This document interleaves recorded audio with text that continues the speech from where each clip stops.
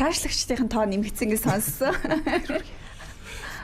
Би нэг TikTok-ийн мундаг бол хэрэглэгч бол биш л дээ. Одоо бол ерөнхийдөө TikTok-ийг хөгжүүлэх хэрэгтэй маань гэдгийг ойлгож байна.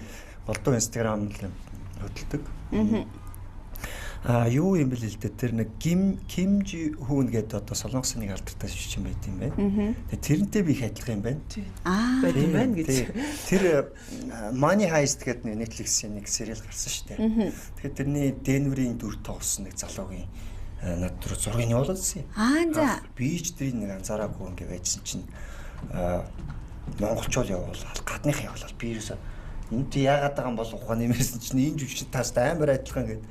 Тэгээ сая тэмцээний үеэр ч гэсэн нөгөө мейкап хийжсэн солонгос хүүхнүүд чинь бүгдээрээ зураг таруулаад массаж хийжсэн хүүхдүүд чинь зураг таруулсан юм. Тэгсэн чинь харин тэр нэг жүжигчтэй айгу төстэй бол таа. Kim Ji Hoon гэдэг. Уруул нь их адилхан юм байна те. Ингээ харсан чинь та хэд нөгөө ихний даалгаврууд дээр үсээ ингээ бүр бооцсон мессеж ашиглуулчаад. Тэгэл ер нь үсээ задлж эхэлснээс хойш түүний краш. Ер нь огцсон өссөн дөө. За наа чи мундаг жүжигч юм байлээ.